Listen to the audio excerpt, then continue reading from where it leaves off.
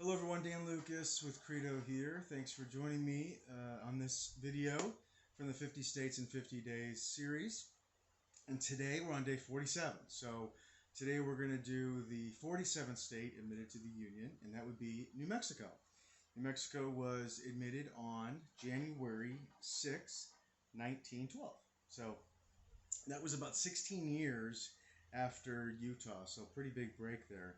And right after that, Arizona added, so it was only like 2 more months, so they added Arizona. So started on a little bit of a streak there after New Mexico. I've never actually spent hardly any time in New Mexico, to be honest. My wife actually got her CPA license there, and I remember her taking that exam in Albuquerque. That's probably my biggest connection to New Mexico. But anyway, without further ado, this is not to get too much into history or personal stuff. So we're going to talk about tax credits and tax incentives. And New Mexico actually has pretty big, pretty broad, robust tax credit program. There's a lot of stuff going on. They've got stuff for like personal income. They got stuff for conservation, preservation. They had kind of general industry credits. They have specific industry credits. They have a lot of credits around employment, jobs, and so they have a really nice program. I mean, I would say it's probably above average, as compared to some of the other states. Maybe not the biggest, but definitely better than average as far as just sheer volume of credits and opportunities. So the first thing I want to do is uh, let's really quickly go through again. Each of these categories, and then I want to dive into each category and tell you what credits are inside those categories, and then we'll be done. So, again, the first section or kind of family of credits is in conservation and preservation. The next one is in employment enhancement. The next one is actually film production. Then we have the general industry incentives, and we have the specific industry incentives. And they have another one listed as gross receipts, tax credits, but that's not necessarily a specific area. Anyway, that's it. So let's first go to the conservation and preservation tax credits, and they actually have a lot in this area. So there's a number of conservation and preservation credits that they give you for efforts to preserve or conserve New Mexico's cultural, so it could be historic or natural resources, as far as as far as in the state of New Mexico. So the first one they have is, well, let's just see. I'm just going to read on the list. They have the Advanced Energy Credit. They have the Agricultural Water Conservation Credit. They have the Alternative Energy Product Manufacturers Credit. They have the Biodiesel Blending Facility Credit, the Blended Biodiesel Fuel Credit. They have the Cultural Property Preservation Credit. They have the Geothermal Heat Pump Credit. They have the Land Conservation Incentive Credit. They have Renewable Energy Production Credit, the Solar Market Development Credit, and the Sustainable Building Credit. So let's just go back and let me give you a little bit of commentary on a couple of these. Some of these are really alternative fuel, alternative energy, et cetera, et cetera. I mean, if you're in that area, you probably know it. And just know that if you're not getting credits in the state of New Mexico, could be, I don't want to say probably are missing some, but could be missing some. So you're gonna want to go look into these more in detail. A lot of obviously stuff to do with water, right? Water conservation. I mean, water rights are huge out in the western part of this country, and especially in an area like New Mexico. So water conservation is going to be huge there. Let's see, they've got. Yeah, when I was talking earlier about historic preservation, this cultural property preservation tax credit, this is for restoring, rehabilitating, or preserving properties listed on the New Mexico Register of, excuse me, cultural property preservation. I just had to get that yawn out. I think I'm fine now. Now they have a form on here that you can download, and it's called PIT-4. Preservation of Cultural Properties Credit, and you can see what kind of qualifies as far as different types of properties that you restore or rehabilitate or preserve that will get you credit. A lot of places call that historic preservation credits or historic rehabilitation credits. Everybody kind of has their own vernacular that they use, but in any case, in New Mexico, they call it the cultural property preservation. Um, Land conservation incentives. I mean, we've dealt with these on a federal level and a state level. Um, I would say a lot of states don't have land conservation credits. There's a lot of federal uh, deductions and benefits you can get from land conservation. And most states don't have credits to go along with it, but New Mexico does. So if you're in New Mexico, there's a nice double dip for you there. Now, the land has to be in New Mexico, but if it's in New Mexico and you can get both a federal deduction and a state credit, then it's a two for one. Let's see. Solar market development. Yeah, I mean, there's a lot of solar stuff out west as well. If you purchase a solar system, et cetera, you get an extra credit. If you're doing that, I'm assuming that the dealer you'd be working with or the installer would be telling you all about that, but maybe not. And then, yeah, they have one for green buildings as well, which is not that uncommon. All right, so that's about it there. Let's go to the employment enhancement tax credits. Now, in this area, there's more than several. There's a few credits here, and basically, this is mostly for employers. Excuse me again. Mostly for employers, but this is uh, geared towards creating jobs. So they're trying to encourage you to create jobs. Um, let's just run through these real quick. They have the corporate supported child care credit. They have the high wage jobs credit, the investment credit, the job mentorship credit. Big fan of those programs. They have the rural jobs credit. They have the technology jobs credit, and they have the welfare to work credit. So quite nice handful of credits here. Some of these they are what they sound. And let's see, if if you're a business that pays for licensed child care services for your people, there's credits available for you. If you're creating high wage jobs in the state, like higher than average, there's a nice credit for you. Let's see, if you are buying equipment and machinery and equipment and you're in New Mexico, there's credits for you. If you are working with some surrounding schools in kind of like a co-op program where you have school sanctioned, kind of a prepared education program, kind of working with the school, they have a mentorship program where you can. It's kind of a recruiting tool, but obviously it's a great way to connect with the community. It's a great way to connect with the educators of the community. It's a great way to recruit. It's a great way to develop people. But this is it's sort of an old custom of mentoring and apprenticeships, and I love the whole concept. I think that we got away from that in this country, and I think that it'd be good to kind of go back to it because I think it really helps younger generations, and it also helps older generations too, for lots of various reasons. I don't, we don't need to go into in this video, but I'm a big fan of these. So they have a program there. Now that's something you have to sign up for with the universities or the local educators. It doesn't have to be necessarily a university, and just get involved in a program. I mean, if I was paying New Mexico taxes and I had a business, I would. This would be a no-brainer for me. I would be involved in this program right away. They have the rural jobs credit. So they have, if you're creating jobs in areas with lower density of populations, they have a special credit for that. Technology jobs, so they have qualified R&D, so qualified research and development expenditures. A lot of time I call them the innovation credit because I don't think R&D is a great descriptor of it, but they have if you're creating jobs in that area where it's for making your business better, systems, processes, it can be developing technology, it could be developing software, et cetera, et cetera. They've got credits for you there related to jobs in that area.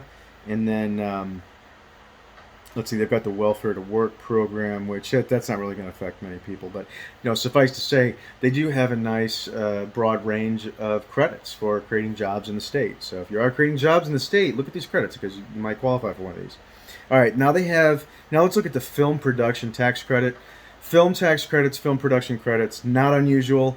I used to say a majority of states have these. Now I'm feel pretty comfortable saying most states have these. It could be 40 out of 50 have them. Um, and these film production tax credits, well, I guess it depends on if they're transferable or non-transferable. Sometimes film tax credits can be transferred. So, in other words, there are film production companies or any other company that's producing some content. Maybe they once they generate the credits, if they can't use all the credits because they don't have enough tax liability to use them, they can sell it off to other people, and you can buy them. Now, I wouldn't say a majority of states do that. I would say a minority of states do that. And so I know where I do most of uh, my own tax planning in the state of Georgia. You can buy tax credits from other people. So that's kind of a nice perk for both sides, for buyers and sellers. But anyway, it doesn't look like it is transferable in New Mexico. But if you're doing any film production, then you should be looking at this credit. And here's where people kind of get tripped up.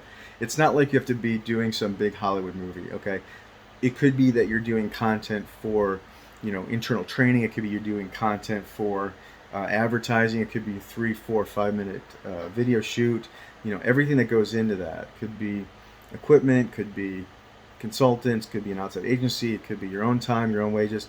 I mean, if you're producing content that's video, take a look at it. See how much you're spending. Now, if you're only spending a few grand or something, it's probably not worth looking at it. But, if you're spending 20, 25, 30 grand a year, look at it. See if maybe you qualify for something there. Or if it's worth doing the calculation on. Okay?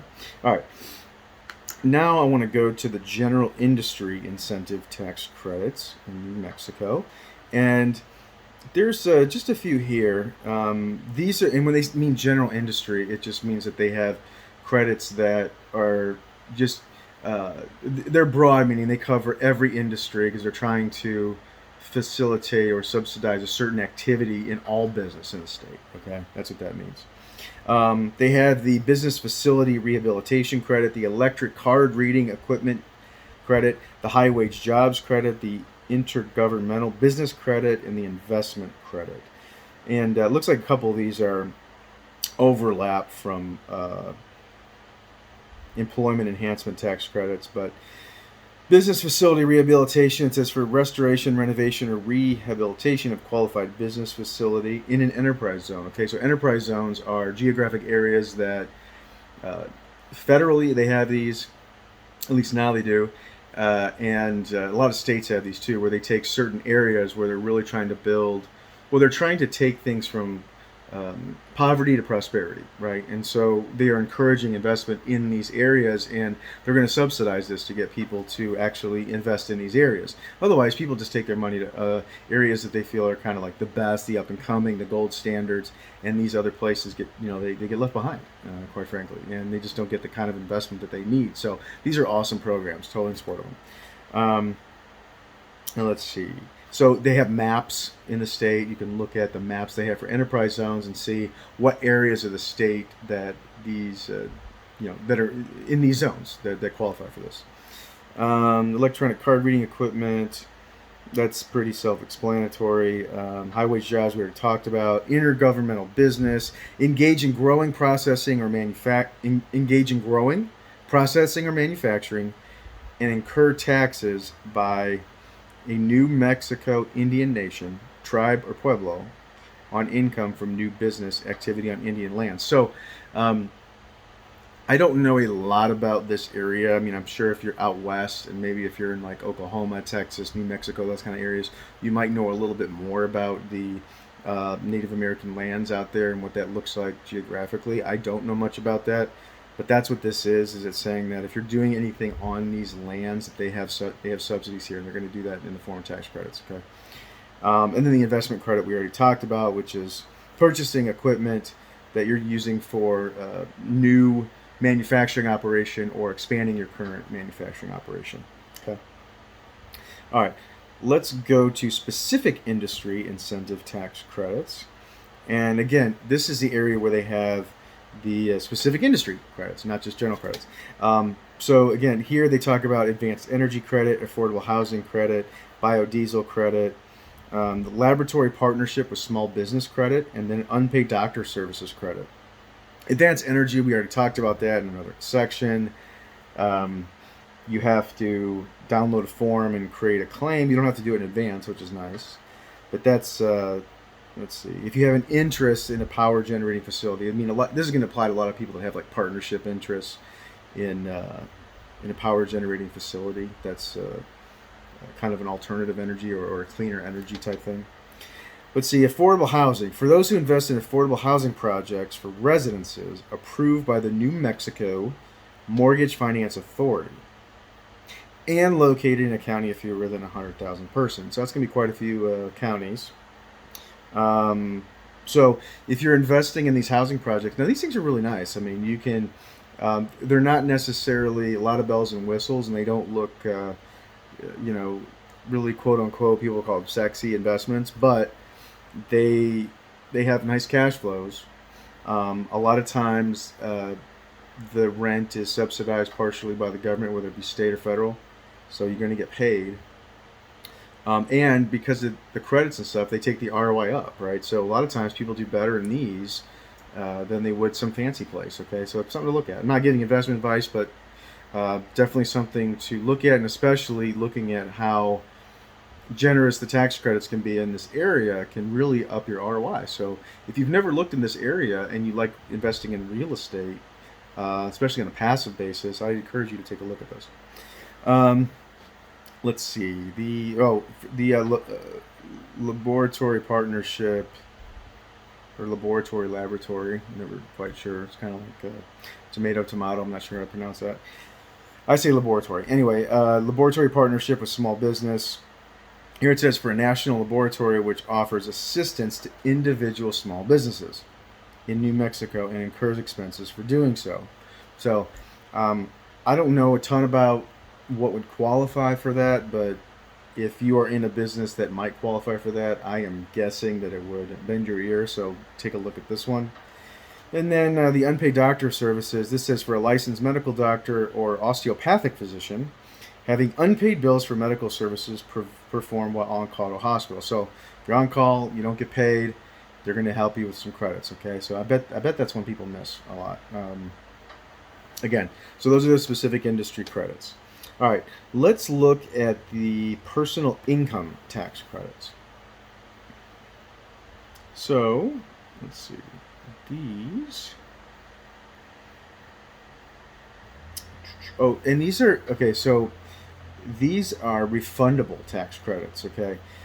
Those are awesome because non-refundable means that you can use the tax credits against your tax liability, but if you use up all of the credits and you have no tax liability, you're done.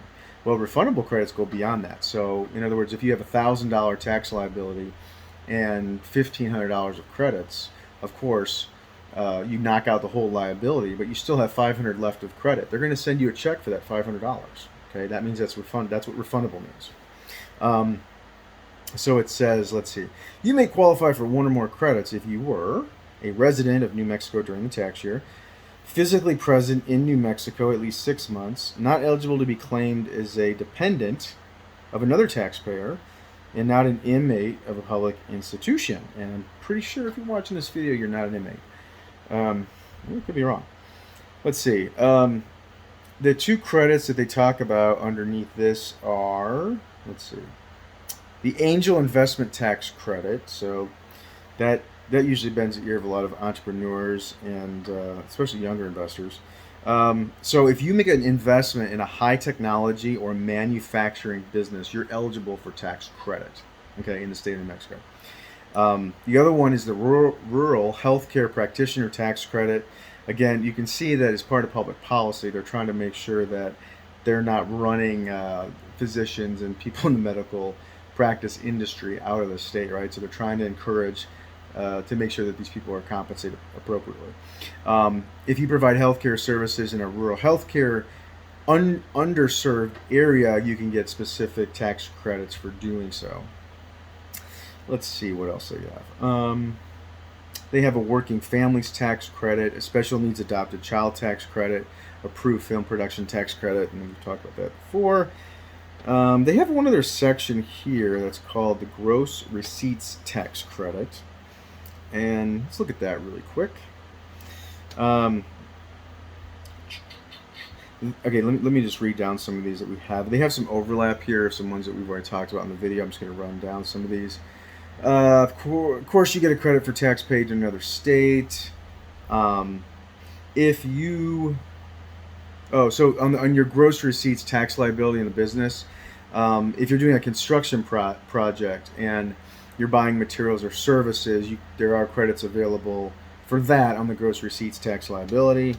Rural jobs tax credit, technology jobs, high wage jobs, sale of service for resale. So if you have, let's see, that's like if you are buying something and then kind of like reselling it and you're not really adding any value to where you get it, you can get a tax credit for that. And they're trying to make sure they're not taxing people that are just passing things through.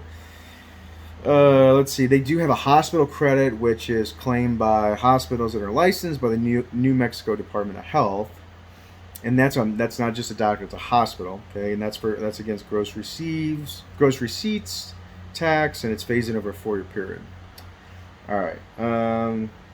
That's really it. I mean, so that kind of caps off the tax credit area.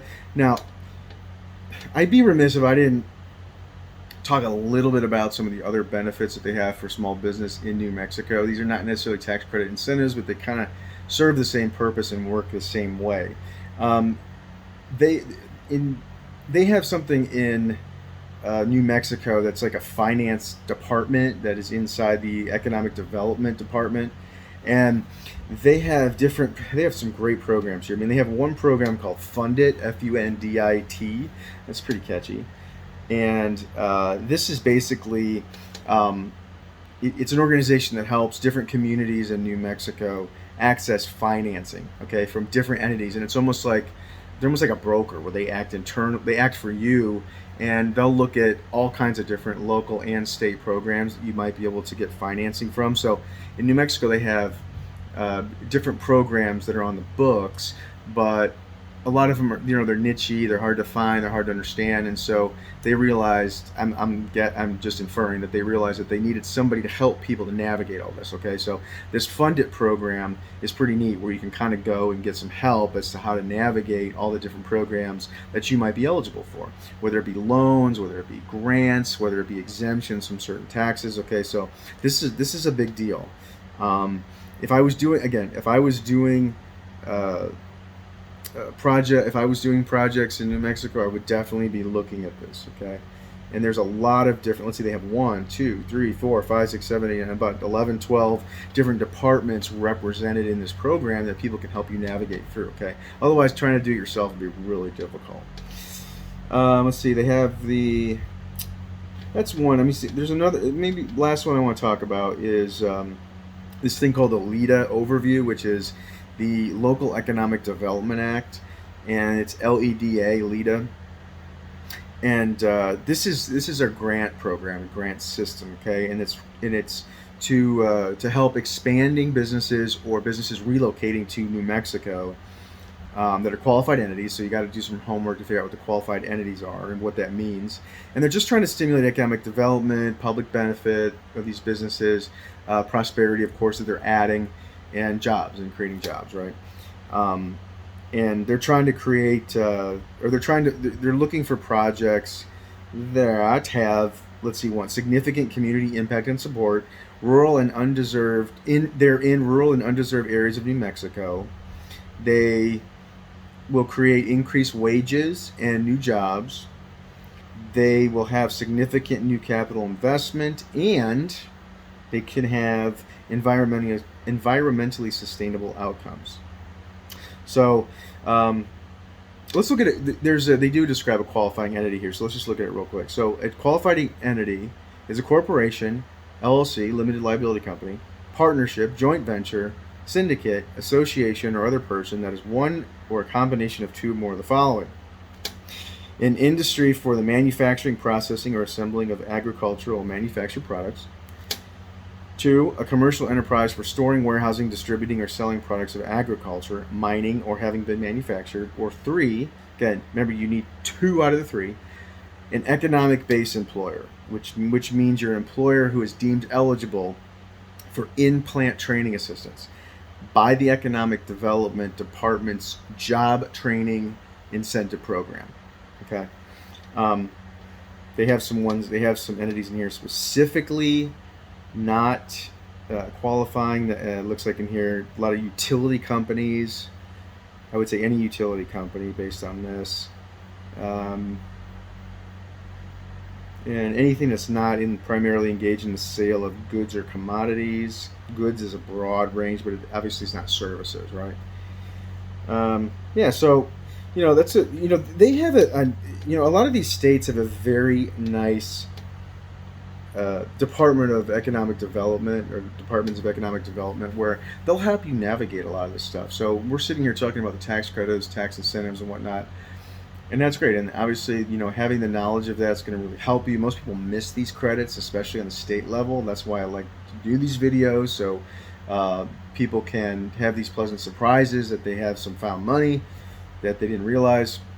But some of these states really have great robust departments that can really help you navigate. So you don't necessarily have to navigate all of this yourself. I mean, have awareness.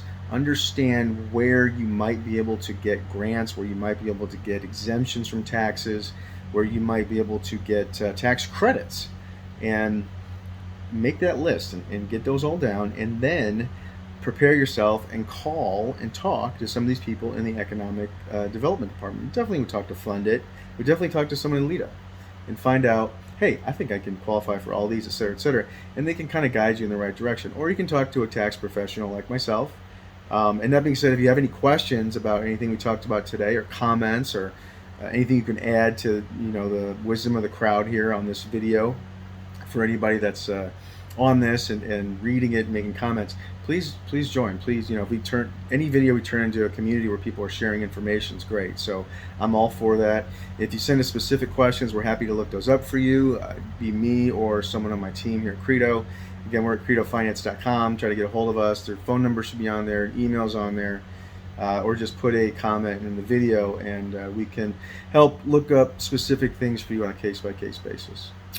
Okay, so that's really it for New Mexico. I mean, there's a little bit more stuff involved, but the scope of this video, I don't think it's going to be valuable to kind of go through those as far as just using time. So I'm going to say goodbye, and I'm going to log off here, and thank you for watching the video. And again, any questions, let us know. We're happy to help. Okay, thanks. Have a great day.